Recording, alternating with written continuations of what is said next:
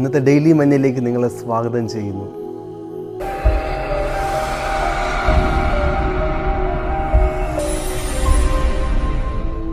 ഇലക്ഷനുകൾക്ക് മുൻപായി നാം രാഷ്ട്രീയ പാർട്ടികളുടെ പ്രകടന പത്രികകൾ കാണാറുണ്ട്.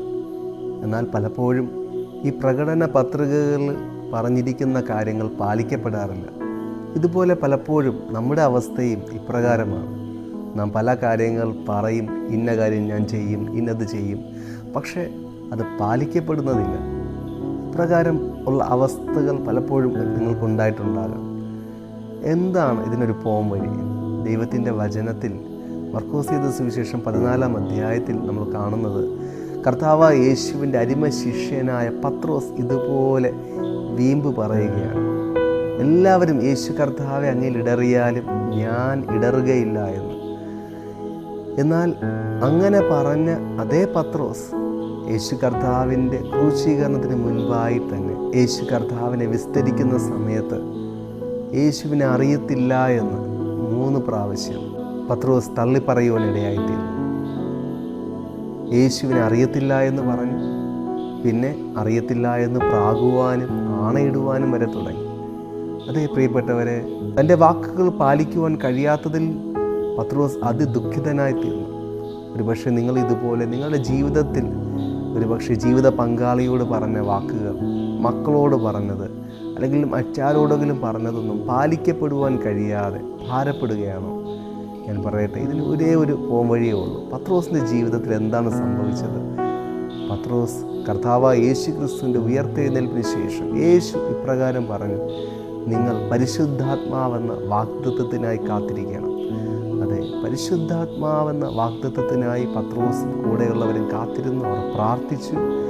അപ്രകാരം ദൈവത്തിൻ്റെ പരിശുദ്ധാത്മാവ് അവരുടെ മേൽ കടന്നു വന്നു കഴിഞ്ഞപ്പോൾ പത്രോസ് നേരത്തെ മനുഷ്യരെ ഭയപ്പെട്ടിരുന്ന അവസ്ഥയിൽ നിന്ന് മാറി അതിധൈര്യത്തോടെ യേശുവിനെ കുറിച്ച് സംസാരിക്കുന്നത് കാണുവാൻ സാധിക്കും. അന്നത്തെ ജനം ഇപ്രകാരം പറഞ്ഞു, അയ്യോ, ഇവർ സാധാരണ മനുഷ്യരാണ്, ഇവർക്ക് ഇത്രയും ധൈര്യം എവിടെ നിന്നാണ്? അതേ, എന്നെ കേൾക്കുന്ന പ്രിയ സഹോദരങ്ങളെ, നിങ്ങളെ ധൈര്യപ്പെടുത്തുവാൻ ദൈവത്തിൻ്റെ പരിശുദ്ധാത്മാവിന് കഴിയും. നിങ്ങളുടെ വാക്കുകൾ നിങ്ങൾ പറഞ്ഞതുപോലെ ചെയ്യുവാൻ പ്രാപ്തിയുള്ളവരാക്കി ദൈവത്തിൻ്റെ പരിശുദ്ധാത്മാവ് നിങ്ങളെ മാറ്റും. പരിശുദ്ധാത്മാവെന്ന് പറയുന്നത് ആരാണ്? പരിശുദ്ധാത്മാവ് ഒരു ശക്തിയല്ല, ദൈവത്തിൻ്റെ ഒരു വ്യക്തിത്വം തന്നെയാണ്. ഇന്ന് ഭൂമിയിൽ മനുഷ്യരോട് ഇടപെടുന്ന ദൈവിക വ്യക്തിത്വം തന്നെയാണ് ദൈവത്തിൻ്റെ പരിശുദ്ധാത്മാവ്. മനുഷ്യനെന്ന് പറയുന്നത് ഒരു ആത്മാവാണ്. പരിശുദ്ധ ആത്മാവെന്ന് പറയുന്നത് ദൈവത്തിൻ്റെ ആത്മാവാണ്. ആ പരിശുദ്ധാത്മാവിൻ്റെ സഹായം നിങ്ങൾക്കുണ്ടെങ്കിൽ നിശ്ചയമായും നിങ്ങളുടെ ജീവിതം മാറുക തന്നെ ചെയ്യും. എങ്ങനെയാണ് പരിശുദ്ധാത്മാവിനെ കിട്ടുന്നത്?